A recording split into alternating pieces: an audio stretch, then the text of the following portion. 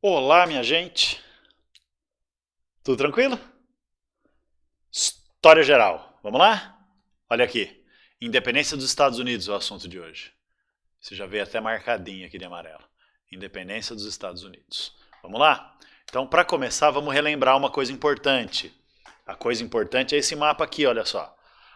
Esse mapa nos apresenta exatamente o quê? O território das chamadas 13 colônias inglesas da América do Norte. Como nós podemos observar, esse território é composto por uma faixa estreita, relativamente estreita de terras, nas margens do Oceano Atlântico. Né? Aqui está a zona das 13 colônias, ampliada para cá para a gente conseguir observar melhor. De modo geral, nós classificamos essas 13 colônias inglesas na América do Norte com dois modelos de colonização. Uma colonização sulista, a colonização do Sul, da Geórgia, Carolina do Sul, Carolina do Norte, Virgínia e Maryland, que é uma colonização de plantation. Latifúndio, monocultura, trabalho escravo negro voltado para a exportação. Uma sociedade bastante desigual, estilo a sociedade colonial do Brasil. Acho que não precisa explicar muito mais.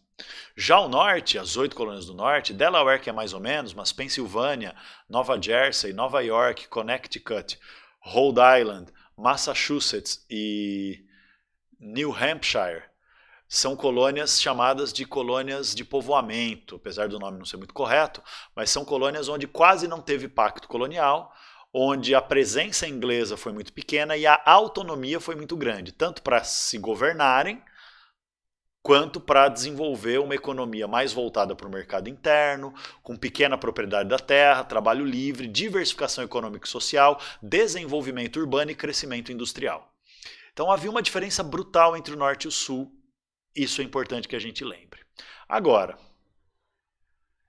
durante muito tempo, essas colônias do norte e do sul, mesmo com todas as suas diferenças, né, o norte com mais autonomia, o sul com menos autonomia, a interferência da Inglaterra não era exatamente um problema para as populações coloniais ali, de onde hoje é os Estados Unidos. Porque, de fato, eles foram desenvolvendo um padrão de economia, um padrão de sociedade, um padrão de cultura e também governos próprios que permitiram, né, a satisfação da sociedade nortista e da elite latifundiária, da elite escravista do sul. E estava tudo bem. O problema é que quando a gente chega perto da metade do século XVIII, a postura da Inglaterra em relação a essas suas colônias começa a mudar. A postura pouco intervencionista da Inglaterra começa a mudar. A postura da Inglaterra de permitir que houvesse uma autonomia política em que as colônias, principalmente as do norte, mas as colônias, as 13 colônias em geral, tinham liberdade para formar seus próprios governos, a Inglaterra começa a tirar isso. E por que a Inglaterra muda a sua postura? A partir da segunda metade, a partir das proximidades da metade do século XVIII. Por causa disso aqui, ó. Entre 1756 e 1763, a Europa viveu uma guerra bastante importante que meio que dividiu o mundo inteiro em dois blocos. Então é uma guerra que acontece ao mesmo tempo na Europa e nas colônias aqui na América, que é chamada de Guerra dos Sete Anos. Essa Guerra dos Sete Anos, que vai durar de 1756 até 1763, ela vai colocar frente a frente, fundamentalmente, dois blocos militares. Um bloco liderado pela França e um bloco liderado pela Inglaterra. O fato é que, tanto lá na Europa quanto aqui na América, a Inglaterra sai vitoriosa desse conflito. Né? Lá na Europa as forças militares vão se confrontar e tal, não sei o quê. E aqui na América vai ter inclusive uma guerra entre as regiões coloniais. Por quê? Porque se você der uma olhada neste outro mapa, deixa eu ver se eu encontro o outro mapa. Aqui.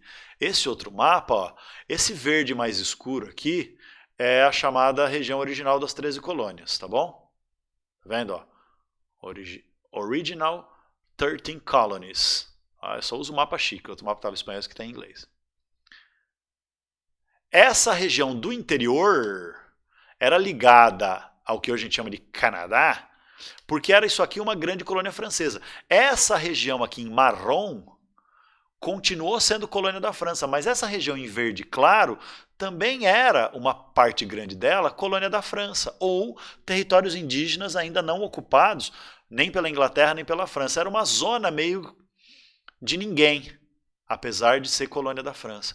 E aí o que acontece? Com a vitória dos ingleses na Guerra dos 7 Anos e a vitória das forças coloniais inglesas com apoio dos colonos do Norte na Guerra dos 7 Anos aqui na América, a Inglaterra tomou posse daquele território que estava em verde mais claro no nosso mapa. A Inglaterra, então, expandiu os seus domínios coloniais aqui na América. Só que, veja bem, os gastos da Inglaterra na Guerra dos 7 Anos foram muito grandes. Os prejuízos que a Guerra dos 7 Anos gerou foram muito grandes. E a Inglaterra queria recuperar esse prejuízo de qualquer forma.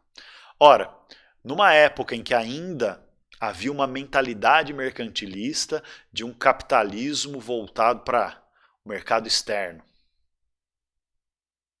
Se a Inglaterra teve prejuízo, e se a Inglaterra entra numa certa crise econômica, e se a Inglaterra precisa recuperar esse prejuízo, se o Estado inglês quer, como diria minha avó, tirar a barriga da miséria, em quem que a Inglaterra vai enfiar a faca? Obviamente que nas suas colônias. Então o que começa a acontecer? Logo depois do final da Guerra dos 7 Anos, mesmo com a população colonial da América do Norte tendo participado e auxiliado a Inglaterra a vencer a França e conquistar territórios aqui na América, a Inglaterra começa a impor uma série de leis que vão ser apelidadas de leis intoleráveis. Então olha só, as duas primeiras leis intoleráveis vão ser criadas logo em 1764 e 1765. Mas vão ter outras leis intoleráveis, como a lei do dinheiro também, como além da lei do açúcar e da lei do selo. O que essas leis vão dizer? Vão ser, basicamente, formas autoritárias de a Inglaterra impor sua interferência política e econômica sobre as colônias. Tradução, a partir dessas leis apelidadas de leis intoleráveis, o que a Inglaterra está querendo fazer é impor um pacto colonial mais rígido sobre suas colônias. Então, a lei do açúcar, por exemplo, de 1764, vai proibir que as colônias possam fazer comércio de derivados de cana. Lembra daquele comércio triangular que eu expliquei para vocês? Que as colônias do Norte faziam? Como é que elas faziam? As colônias do Norte buscavam melaço nas Antilhas, na zona do Caribe, levavam, os comerciantes do Norte levavam esse melaço até Boston, até Nova York, transformavam em rum, bebida alcoólica, vendiam rum e tabaco na África, compravam escravos na África e vendiam escravos nas colônias do Sul. Isso gerava um comércio, um triângulo comercial altamente lucrativo. Norte dominando um comércio muito forte. O que a Inglaterra queria fazer com a lei do açúcar? Proibir os comerciantes do Norte de comprar produtos derivados da cana para acabar com esse comércio de rum, acabar com esse comércio de escravos. Ou seja, tirar o controle do comércio triangular das mãos dos comerciantes das colônias do Norte.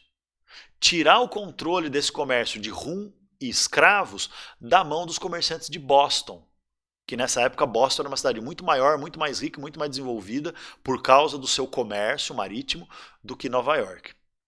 Mas Nova York também estava no mesmo caminho. De toda forma, a Inglaterra, então, ela está abusando do seu poder como metrópole. Na opinião de quem? Na opinião dos habitantes das colônias, que estavam acostumados à autonomia. Então é o que eu estou dizendo aqui. A Inglaterra começa a limitar a liberdade colonial.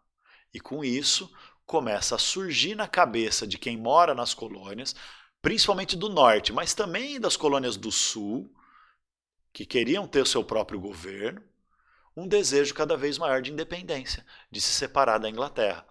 Isso vai piorando cada vez mais, porque a Inglaterra vai criar a lei do selo, que proíbe a circulação de qualquer tipo de publicação nas colônias que não tem o selo britânico, o selo da coroa inglesa. Isso permite à Inglaterra tanto controlar a circulação de ideias e a circulação de materiais impressos, como também cobrar impostos. Vão criar a lei do chá.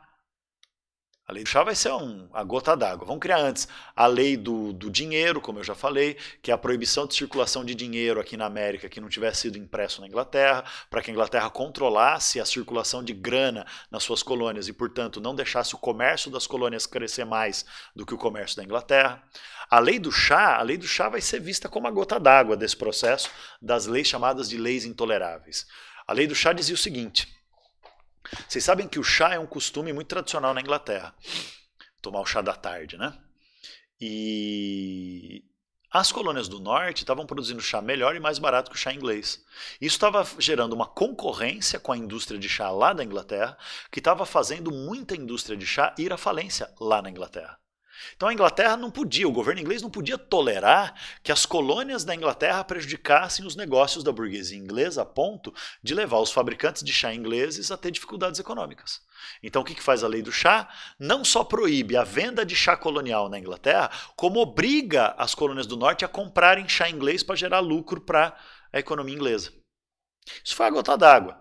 Com essa medida, os colonos do norte, um grupo de colonos, faz um ataque ao porto de Boston. Então é a festa do chá de Boston, a Tea Party, em 1773. Eles atacam navios ingleses que estão esperando para descarregar chá no porto de Boston, jogam a carga de chá no mar, colocam fogo nos navios como se a Baía de Boston virasse uma grande panela de chá. Né? Então é a festa do chá de Boston, que é um grito de liberdade. As colônias gritando, nós não queremos mais as leis intoleráveis, não queremos mais os abusos da Inglaterra, nós queremos voltar à autonomia que tínhamos antes. Especialmente porque, meus amores, se você lembrar, as ideias iluministas já tinham se espalhado na cabeça da população, não só na Europa, como a gente já estudou, como aqui na América também. Né? Muitos membros da sociedade colonial, tanto do norte quanto do sul, iam estudar na Europa, iam fazer turismo na Europa e entravam em contato com essas ideias, compravam o livro dos pensadores, filósofos, escritores iluministas, traziam essas ideias, faziam debates, enfim. As ideias iluministas estavam bombando na Europa contra o antigo regime e estavam bombando aqui na América contra o pacto colonial, contra a ideia de que a metrópole tem o direito de colonizar a América, contra a ideia de que a Inglaterra tem o direito de impor as leis intoleráveis.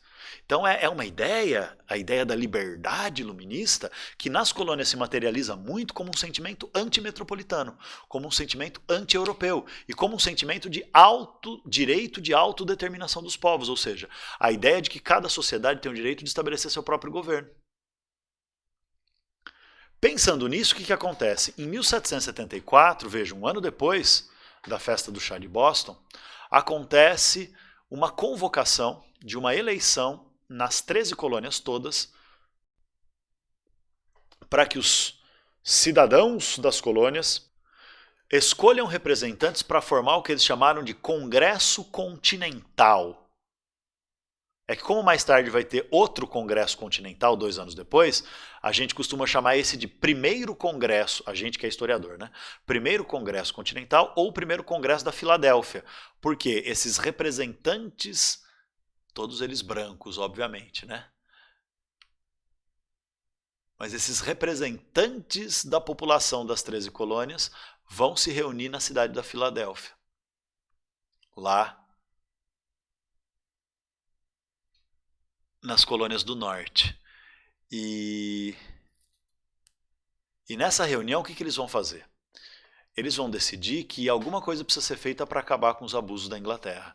E eles promulgam, eles aprovam os representantes das 13 colônias reunidos. Claro, a ideia de ter representante da sociedade é uma ideia totalmente iluminista já, né?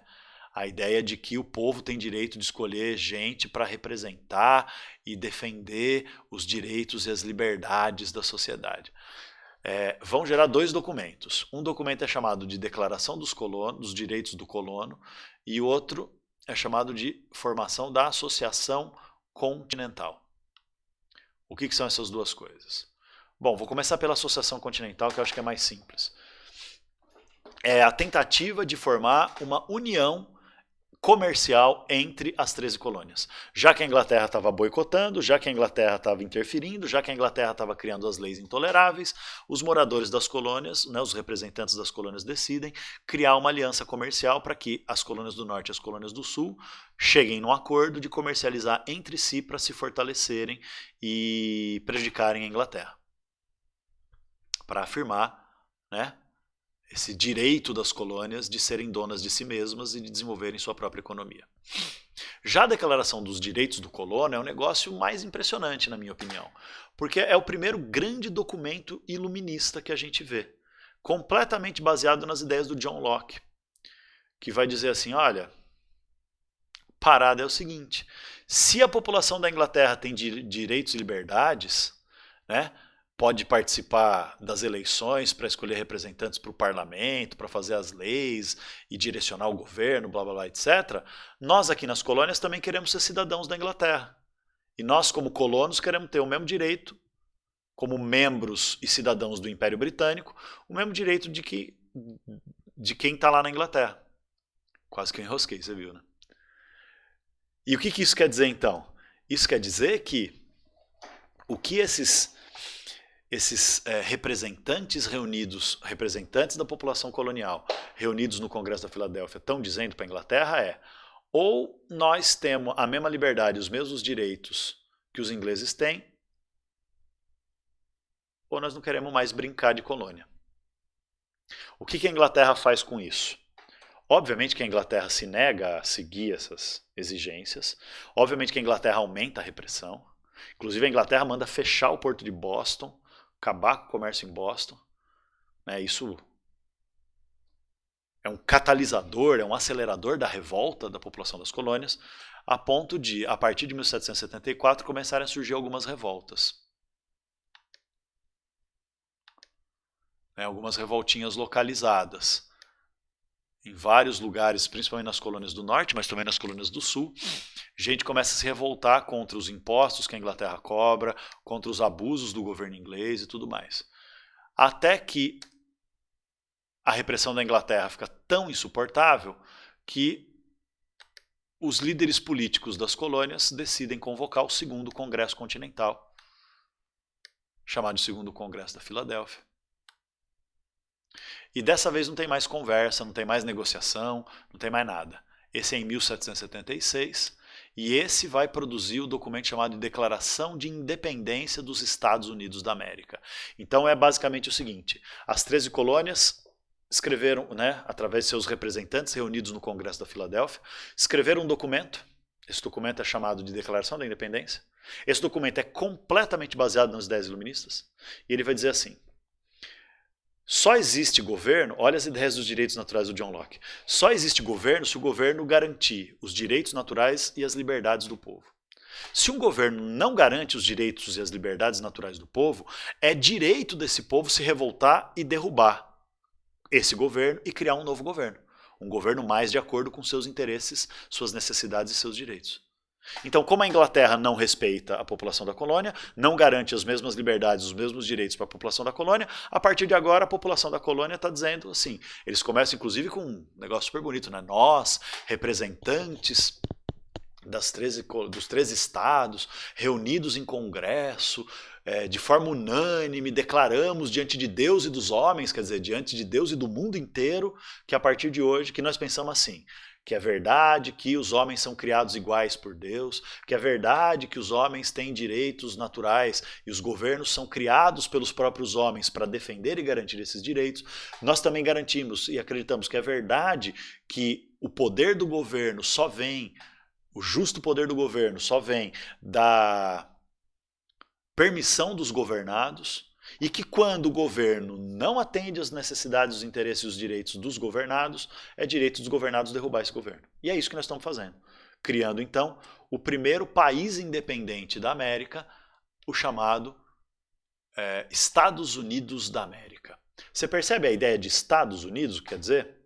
Cada uma das colônias virou um estado, então eram 13 colônias, viraram 13 estados. A ideia estado é aquela ideia de estado que a gente discutiu lá atrás, né? A formação de uma sociedade unificada com um território, onde habita um povo que é governado por um sistema de poder, com leis, imposição do monopólio do uso da força e da violência, governo unificado, né?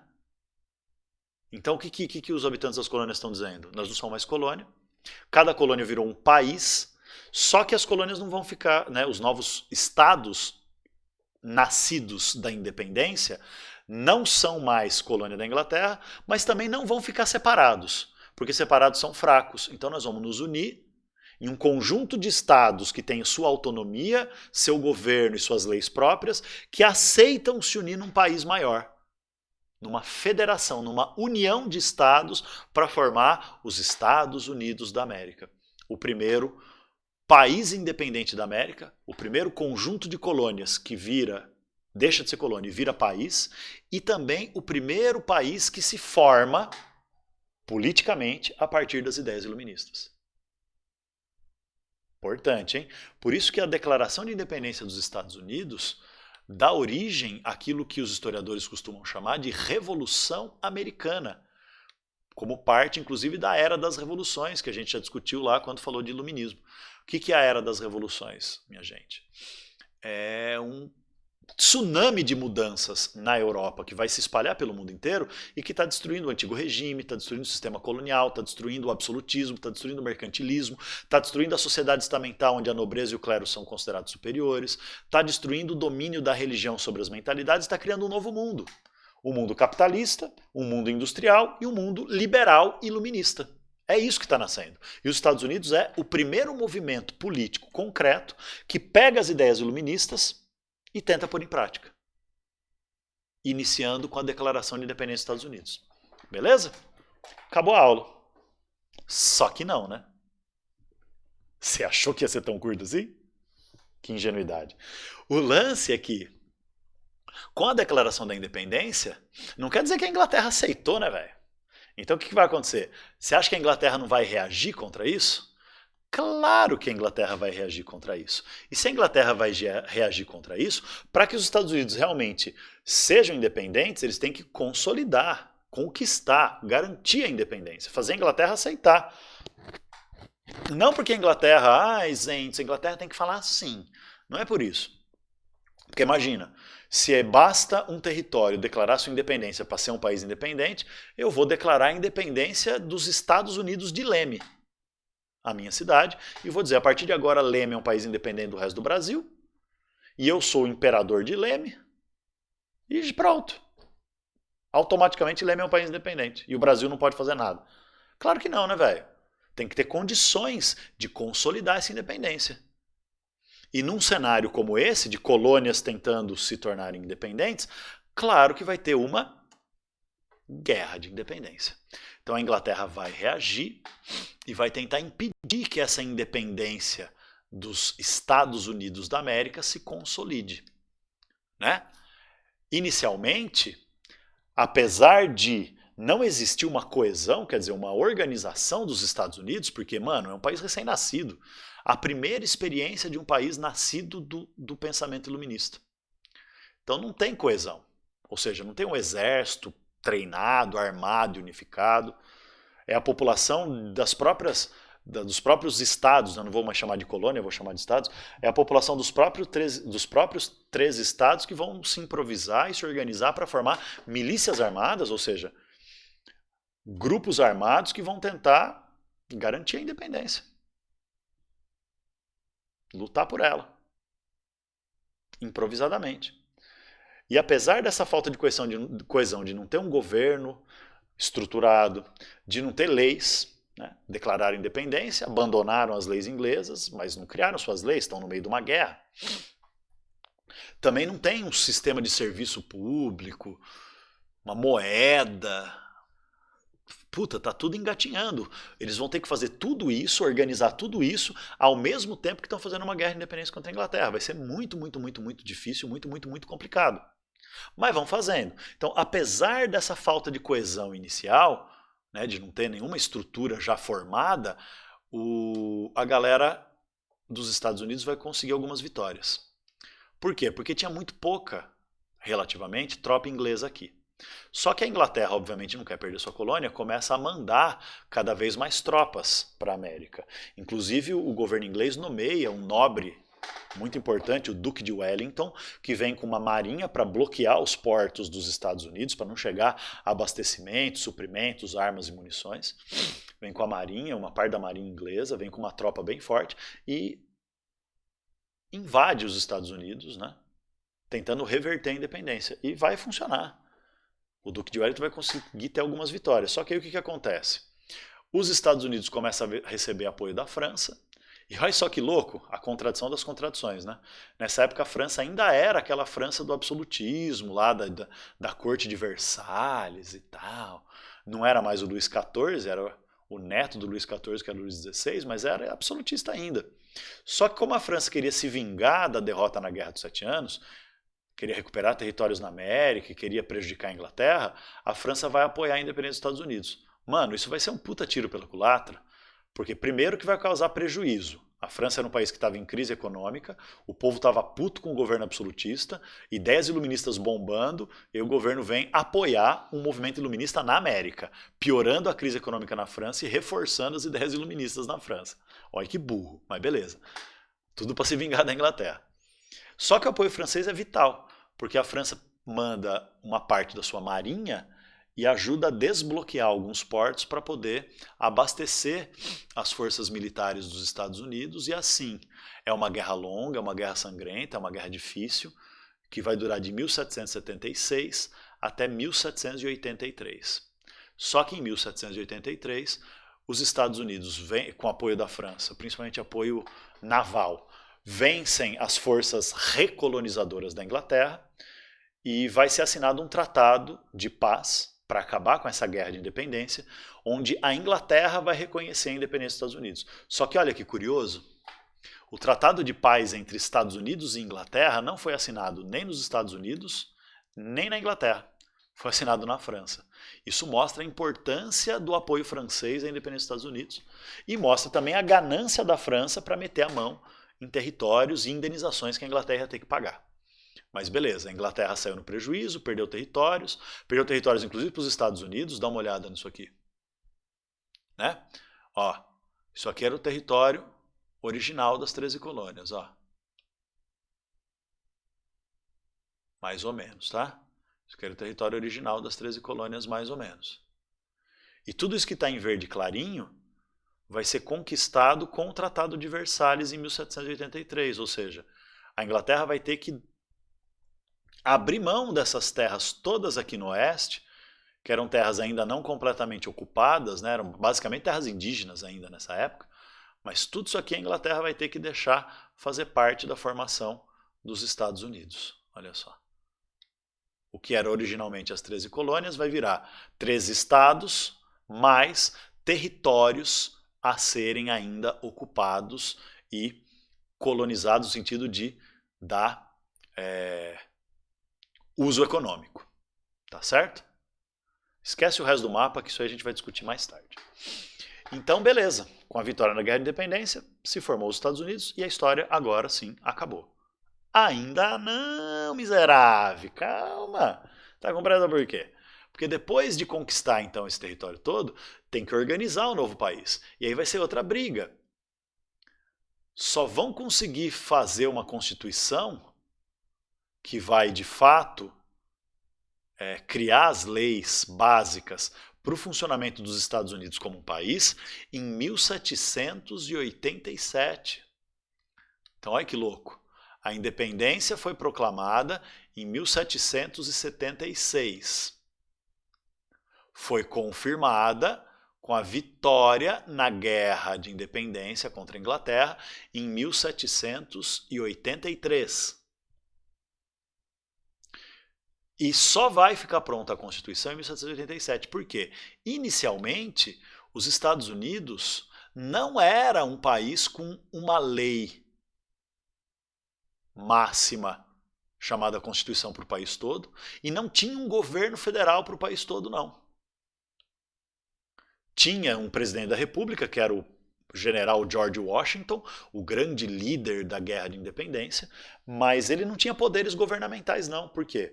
Porque os Estados Unidos era uma confederação. O que quer dizer confederação? Quer dizer que cada estado tem total autonomia, cada estado tem seu próprio governo, seu próprio sistema de leis, seu próprio sistema de justiça, separado um estado do outro, como se cada estado fosse um país independente, que só se unia para a guerra.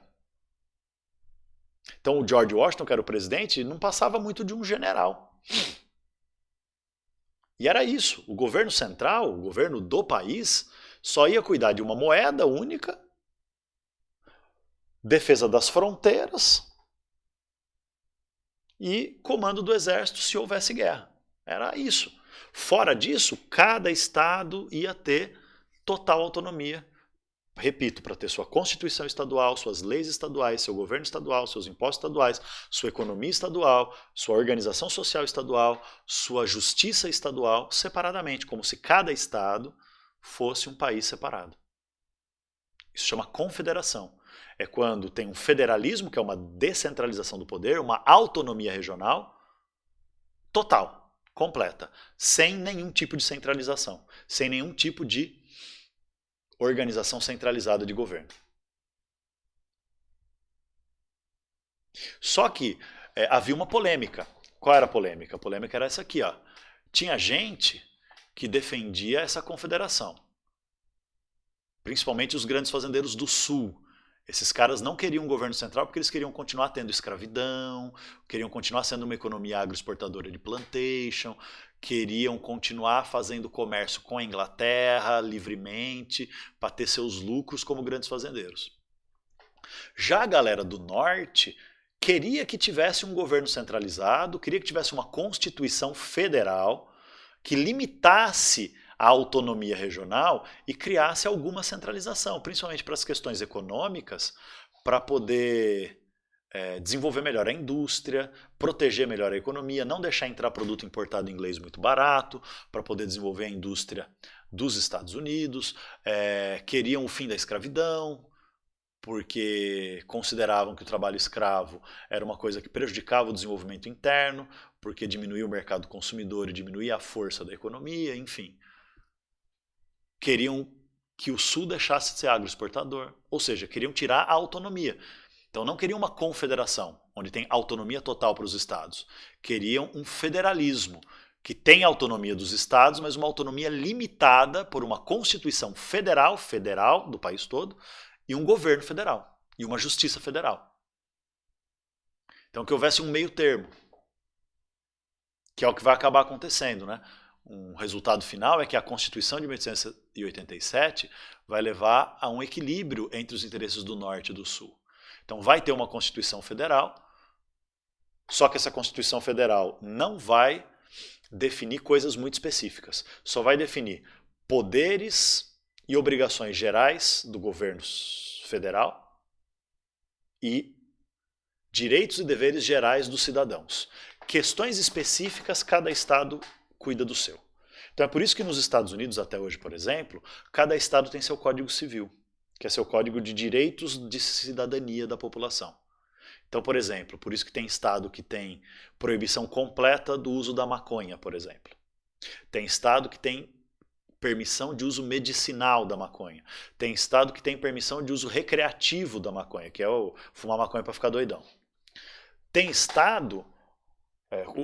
o Código Penal lá nos Estados Unidos também não é federal. Aqui no Brasil, o Código Civil, que são os direitos do cidadão no cotidiano, é federal. Então, em todos os estados são os mesmos direitos para a sociedade. Nos Estados Unidos é estadual, varia de estado para estado.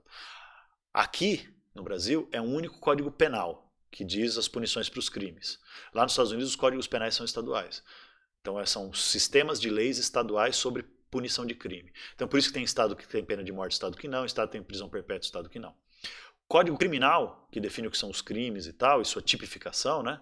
A definição do que são os crimes. O Código Criminal no Brasil é um só, Código Federal. Um sistema de leis para o país inteiro. Lá nos Estados Unidos, os códigos criminais são estaduais, os sistemas estaduais de leis criminais. Então, por isso que tem estado que, por exemplo, é proibido você consumir bebida alcoólica em público. Por isso que a gente vê vários filmes nos Estados Unidos com os caras com a bebida alcoólica dentro de um saquinho de papel, que é para não ser visto em público tomando bebida alcoólica, porque isso é considerado um estímulo, né, ao consumo de entorpecentes, ao consumo de drogas, ao consumo de bebida alcoólica, é contrário ao moral e aos bons costumes e é um mau exemplo para as crianças, então é proibido. E tem estado que não é proibido, tem estado que é proibido em alguns casos, enfim, varia. E aí, nesse cenário, então, o que a gente tem? A gente tem isso que eu estou chamando de equilíbrio entre norte e sul. Por quê? Porque nas questões gerais, a Constituição define liberdades, direitos e deveres dos cidadãos, poderes e obrigações do governo federal. Então o governo federal vai ser responsável por política externa, questão militar, fronteiras, moeda, certos tipos de impostos. O governo federal vai ser responsável por certas decisões econômicas, vai ser responsável por política de juros, política monetária, enfim, um monte de coisa. E o resto, principalmente as questões que eram muito sensíveis, as questões que eram polêmicas entre Norte e Sul, tipo escravidão. O Norte queria o fim da escravidão com uma desculpa humanitária, né? A escravidão é um absurdo, e é mesmo. Mas na verdade era um motivo econômico, para ter mais mercado consumidor, para não ter escravo, todo trabalhador receber salário para comprar produto, porque o Norte queria se industrializar, então precisa de consumidor. O Sul queria manter a escravidão.